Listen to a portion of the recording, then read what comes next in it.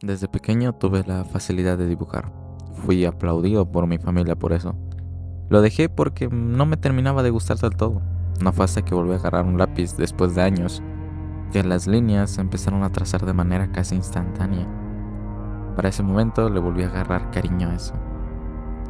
Amigos me pedían que dibujara para ellos, familiares, incluso me llegaron a comprar algunos dibujos. Para mí yo desde entonces yo tenía talento. Parte de mi ser tenía que ver con que yo era el que mejor dibujaba del salón, el callado que se la pasaba dibujando. Eran apodos que no me molestaban porque me halagaban esa habilidad que yo creía especial, hasta que llegó otro chico a mi vida. Creí que iba a ser como los demás. Me acerqué a saludarlo, estuve platicando un rato con él y saqué el tema de lo que en ese momento creí que era mi talento. ¿En serio? ¿Tú también dibujas? Es lo que más hago, es como un tipo de escape para mí. Mira, déjate muestro. Al sacar su libreta y darle una ojeada a todo lo que contenía, realmente me sentí inútil. Todo lo que él dibujaba era 1000 veces mejor de lo que yo hacía. Sentí el peligro de que me podrían reemplazar. El lugar en el que había encajado se había amenazado por alguien que literalmente tenía minutos de conocer. Al pasar los días, lo que temía se volvió realidad. Me volví de nuevo un don nadie para las personas a mi alrededor, y al intentar mejorar, o por lo menos estar al nivel de ese chico, simplemente no podía. Por más que lo intentara, mi gran talento fue reducido a nada. Estamos en un mundo donde los mitos y diferentes leyendas abundan, y más en esta época del año, que, siendo sincero, es de mis favoritas. Así que espera un momento y ya está, listo para la ocasión. Siguiendo con el tema, este tipo de contenido siempre existirá en cualquier tema, ya sea el que escuchaste cuando estabas pequeño de que tu escuela fue construida en un cementerio o que incluso se aparece un payaso en los baños, como los diferentes mitos de pueblos, ciudades o hasta incluso en los desarrollos de películas. Pues la música no se queda corta en este ámbito tampoco. ¿Cuántas veces no escuchaste a alguien decir que si ponías una canción al revés, esta tenía mensajes subliminales o algo así? ¿O qué tal música que era del diablo? Pero acercándonos más al mundo, siempre escucharemos más de una vez que cierto artista hizo un pacto para que fuera famoso o para conseguir el talento que tiene. Así que en esta ocasión viajaremos un poco atrás del tiempo para conocer ciertas leyendas de este tipo. Y me gustaría comenzar con... Lo más probable es que hayas escuchado de esta persona. Es de los casos más conocidos en esto. Este violinista en los tiempos de 1820 para 1840 puso su nombre en el escenario gracias a su manera tan increíble de tocar, al punto que llegó a ser apodado el vampiro violinista, debido a su brillante técnica de ejecución y su aspecto algo tétrico. Aunque antes de seguir hablando de él, también hay que tomar en cuenta algo, y es el instrumento que toca. El violín, junto a la flauta, es considerado, al menos en Occidente, como el instrumento del diablo. Esto debido al sonido seductor que tiene y su forma que, si lo analizas, puede llegar a darte la forma de un humano. Y en las épocas de la Edad Media, a los violinistas se les veía de mala manera por esa visión que tenían en su instrumento. Por eso fue la asociación tan rápida que tuvieron con Paganini, para pensar que había hecho un pacto con el diablo para tener semejante control sobre el instrumento. Y él, en vez de negar los hechos, los alimentaba más. Los rumores y especulaciones de la gente de la época llegaban a decir que su madre había hecho un pacto para que su hijo tuviera éxito, debido a que contaba que mientras Paganini tenía 5 años, ella tenía un sueño donde, en un teatro, en llamas, se lograba ver a Paganini adulto bajo la dirección de Tartini, compitiendo por el alma de Paganini, con un diablo rojo. Y otro rumor mucho más oscuro era que Paganini asesinó a una mujer, y aquí cambian un poco las cosas. Unos dicen que con sus tripas hizo las cuerdas de su violín, y otros que había encerrado el alma de la mujer en su violín. Y esto es bastante interesante, pero realmente no es así. Y es que a pesar de, sí, tener una habilidad increíble en el violín, realmente no hizo ningún pacto. Niccolo Paganini nació el 27 de octubre de 1782 en Genova, donde cursó estudios como músico de la ciudad, hijo de Antonio Paganini y Teresa Bocciarto.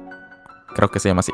Fue criado en el seno de una familia modesta. Con 9 años realizó su primera aparición pública y con 13 inició una gira por varias ciudades de Lombardia. Durante 1801 Compuso más de 20 obras en las que combinó la guitarra con otros instrumentos. Entre 1805 y 1813 fue director musical en la corte de María Ana Elisa Bacciocchi, creo que se pronuncia así, princesa de Lucca y hermana de Napoleón. Paganini realizó giras por Italia. En 1828 viajó a Viena, a París y en 1831 a Londres. En la capital francesa conoció al compositor húngaro Franz Liszt, que, fascinado por su técnica, desarrolló un correlato pianístico inspirado en lo que Paganini había hecho con el violín. Sus obras incluyen los 24 caprichos para violín, 6 conciertos y varias sonatas. Niccolò Paganini falleció en Niza el 27 de mayo de 1841. Por 5 años y para afirmar la creencia que tenía la gente sobre él, la iglesia se rehusó a enterrar su cuerpo en un camposanto, porque se rumoraba que Niccolò había rechazado recibir los santos óleos y por la asociación con el diablo que lo persiguió durante toda su vida artística, así que fue enterrado en su propiedad privada en Parma. Niccolò Paganini fue acusado en varias ocasiones de asesinato y también de que su talento provenía de un lugar oscuro, pues tanta perfección no podía provenir de otro lugar, cuando en realidad él era un niño prodigio que desde muy pequeño quería mostrar su gran talento al mundo. Mas, sin embargo, a pesar de tener a todos expectantes en cada uno de sus conciertos y recibir comentarios de apoyo, su nombre quedó inmortalizado, pero con un título algo engañoso. No como el gran violinista que revolucionó la manera de tocar el violín y que lo llevó a límites desconocidos a ese momento, sino alguien que tuvo que dar algo por su talento, quitándole el mérito de todo el esfuerzo que puso desde pequeño. ¿Quién sabe? Lo más probable es de que si le gustaba ese apodo, tal vez se ofreció algo para ser tan prestigioso. Este es el caso por el que en realidad me interesó investigar sobre el tema. Robert Johnson nació en 1991 en Hazlehurst, Mississippi, y desde niño empezó a mostrar interés en el mundo de la música.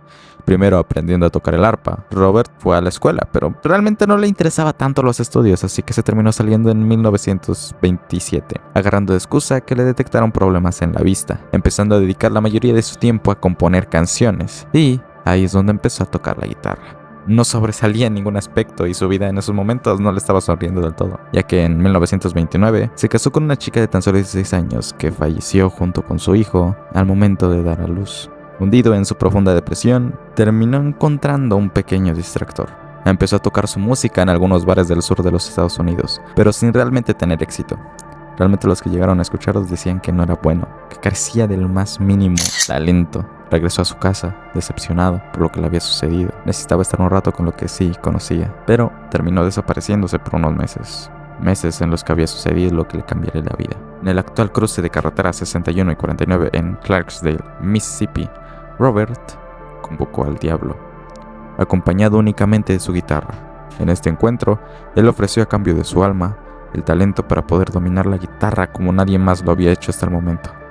Después de eso, Robert pudo componer, cantar y escribir como tan solo los grandes podrían hacerlo. O bueno, eso dice la leyenda, porque lo que realmente pasó fue de que Robert conoció a un músico local llamado Ike Zimmerman, un músico de blues conocido en esa zona como de los mejores intérpretes de blues que se haya visto. Y no, realmente no iban a un cruce de carreteras para practicar, ellos iban a un cementerio, por el silencio que se encontraba ahí. Y fue gracias a Ike que Robert logró ser el rey del blues.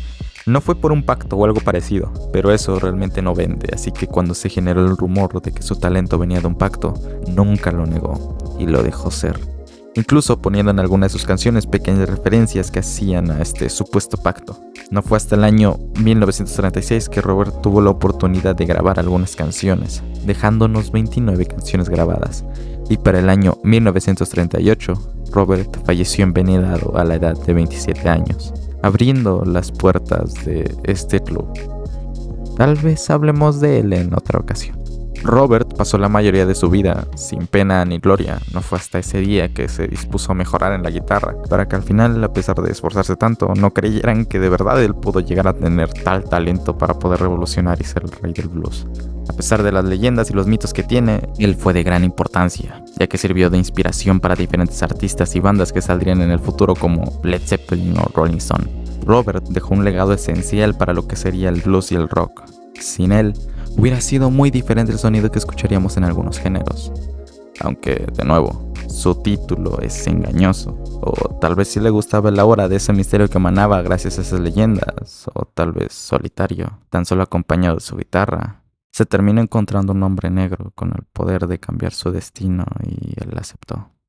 Los sueños es el lugar más tranquilo para mí en el mundo, pero en esta ocasión para Giuseppe Tartini, otro violinista italiano, no fue el caso, pues jura haber soñado que tuvo un contacto con el diablo, y cito: una noche soñé que hice un pacto con el diablo a cambio de mi alma. Todo marchó como deseaba. Mi nuevo sirviente anticipaba todos mis deseos. Tenía la idea de darle mi violín para ver si era capaz de tocar algunas tonadas bonitas. Pero imaginé mi asombro cuando escuché una sonata tan inusual y tan bella, ejecutada con tal maestría e inteligencia, en un nivel que jamás hubiera concebido posible. Estaba tan abrumado que dejé de respirar y desperté jadeando. Inmediatamente tomé mi violín con la esperanza de recordar algún fragmento de lo que acababa de escuchar, pero fue en vano. La pieza que entonces compuse fue sin duda la mejor, y aún la llamo la sonata del trino del diablo.